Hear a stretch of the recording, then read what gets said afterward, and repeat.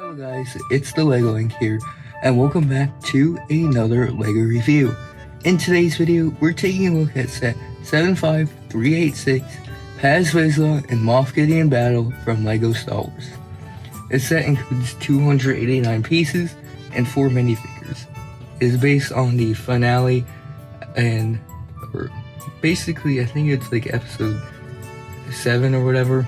One of the last couple episodes of Mandalorian season 3, where they're on Mandalore and they have to fight off MOFF GIDEON. And this is specifically based on the scene where Paz Vizsla sacrifices himself to help other Mandalorians escape. This set came out in 2024 for $40, which does seem a bit expensive for only having 289 pieces. But we'll go through in this video and determine if this set is worth that $40 price tag, or if you should wait for it to go on sale. On the back of the box, we can see more in detail shots of how the play features work, and we'll take a look at them in the video, of course. But yeah, let's get this set open. So I'm just gonna use the thumb tabs. Guess I only need to use one, and see what's inside. So inside, we're gonna get 1, 2, 3 bags. We get a little sticker sheet, and of course, the instruction manual, which again is a standard instruction manual for LEGO. Not going to go too in detail of it, but I believe at the back it will show that you can connect this to set 75373, which I will show, and we'll see if that helps out with the price of the set, and if you should get both. And then there's the other sets that came out around the same time. So let's get into those minifigures. Alright, the first figure included in this set is Paz Vizsla, and this figure is pretty awesome, especially this custom built machine gun piece using snot brick, this handle piece, this other handle, a candle piece, and then an orange part in front to show that it's firing. And overall looks very good, and you can put it in his hands to have it like sideways and show how he's like shooting it. And overall it's a pretty cool weapon. The rest of the figure is great, with a lot of great detailing, especially on the legs, torso. You also get the chest armor piece with this little backpack, which is similar to the 2021 or 2021 one, but without a clip. This figure does have some few updated details from the 2021 version, with some extra printing on the helmet to make it look even better. And overall, this figure is just perfect and a great representation of Paz Vizsla. So we get this cool Praetorian guard figure in this set. There's actually 2 of them, but they both have different weapons to make them unique. One thing I don't really like is the weapons though. They are built nice with bricks, but I do wish they were kind of custom molded or using previous parts to create them. They do look fine though. I do like the pink. The figure does have a new helmet mold with this like T shape either side, kind of like a Mandalorian helmet split in half, and it's a pretty nice helmet. Underneath is a red head. I feel like a black head could have worked better, but it's still nice to get that red head. And then the rest of the torso has some detailing for the armor, and yeah, I do wish they had some sloped legs instead of regular legs, because the printed cape just doesn't really look right with these figures. But they overall are pretty cool and nice to get to the collection. I just wish they included the third one to make it more accurate to the scene. Finally in the set, we get the legendary MOFF GIDEON, and this is a great figure in his Mandalorian armor. So yeah, we have his printed armor on there, plus the jetpack piece from the battle pack with this printed tile attached to it.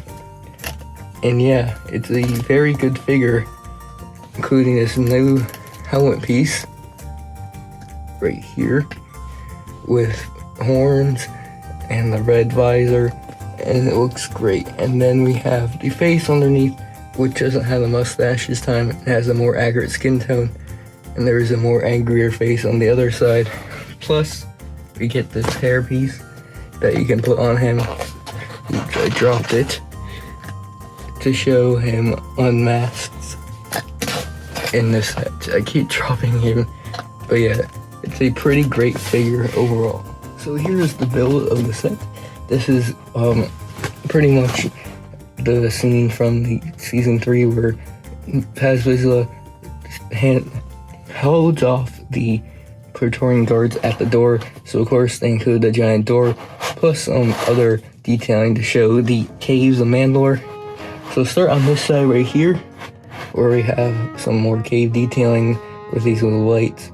Plus we get this neat little lamp, and there is a clip, which we just tilt the camera down slightly so you can see it a bit better. But there is like a little clip, which is the connector to the other set, which I'll show off soon. And then at the front, we have this nice little area where you can put your figures. It is a bit small, so it's cramped when you try and place the figures down. So that's, I wish it was just slightly bigger so it didn't look that cramped. And like the scene, there is like a bigger place. But yeah, there's some studs where you can have Paz Vizsla. You can place like one guard right here, and then another one like right here. So they kind of fit, but it's a bit awkward at points. Besides that, there's a little control panel with a red light for the door. And then I get this box, which is the same as the other Mandalorian set of this wave. Same design and containment. So it has a grenade piece inside, so it's pretty consistent with the other set, which is great. And it just attaches to a stud right there. I do like the tiles and stuff on this. It makes it look great and like an Imperial platform, which is pretty cool. So the other side is the structure for the turret on top, which we'll get to. So there's a lot more rock detailing here. And then coming to this side, we have another place to connect the other set, which I'll show off soon. Plus, we have a button here, and then this little cave area. So most of this is on a black base plate, by the way, so you can see it kind of right here. And then we get this sticker of the light cruiser, plus some Orbesh. If you know what it says, translate in the comments below. This is a neat little area to put your Praetorian guards or MOFF Gideon. Then we have another clip here, which you can put a weapon or something on it. So yeah, obviously the main play feature of the set is the door. There's these prints of Imperial lights. I don't know why, but my stickers are kind of cut off. Anyway, so the door design is very good. Pretty accurate to the show, with some nice tiling and curvature to create that like fence thing with the triangles. It just looks great. And what you can do is if you just pull the door up and it will hold in spot, though it does lean, which is kind of annoying. And I'll show you why it leans in a second. But yeah, you just pull it with the knob, and then there's this lever at the back, and if you put it, it will just slam it back down. So yeah, this knob here is the one that pulls it up. So let's show that feature off. So yeah, basically, there's just this little lever here with this black piece. And what happens when you pull the door up is that it falls back down, and the black piece there catches this little part right here, making the door stop from falling. So since it's more heavier on this side, it kind of weighs down here since it's not being held up here. And then when you just pull the lever, it makes the gray piece fall through and the door fall back down. So it's a neat little feature to keep the door open, and it overall works pretty good. So the last feature of the set is this little turret. But first, you can take the turret off, and then there's this little area where you can store stuff, mainly just the studs for the turret. But I did put the hair in here, which is a pretty neat place to store it so you don't lose it. But yeah, the turret is a pretty simple build, just using a lot of these slope pieces, and it's on a rotating plate, so it rotates 360 degrees. There's a little tile here with a stud and stud and tile where you can put a figure on it, so MOFF Gideon can control it. And then there's 2 stud shooters, so if you push down, it'll shoot the stud shooter. I can't talk today. Ow. So yeah, it's a neat little feature as well to the set to add some more playability and something for Moff Gideon to do, I guess. He doesn't really shoot a turret in the scene, but you can put him here and have like shoot Paz Vizsla, I guess.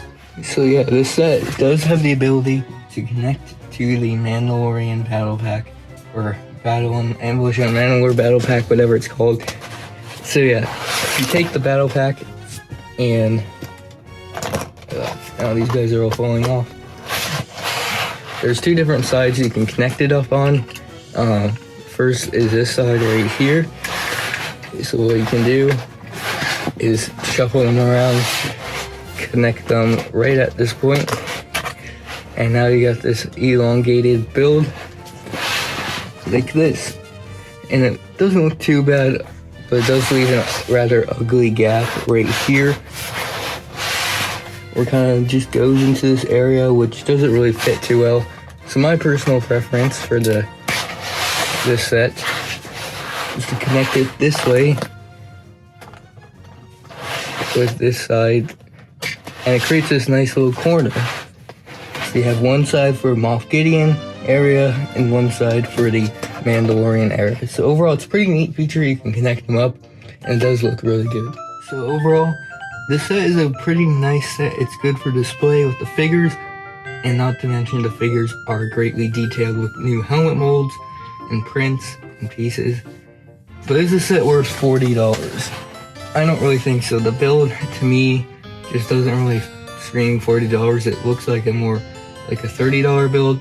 And then if you add the figures on, I feel like the set would be better at like $35, not $40. But I think it's still a good set. If you don't have it, you should try and get it. Maybe just wait until it's on clearance or it's a bit of a discount. But yeah, I'd probably give it like a 7.9 out of 10. It's a pretty nice little display piece, or a fun set for kids if they want to play around with these figures.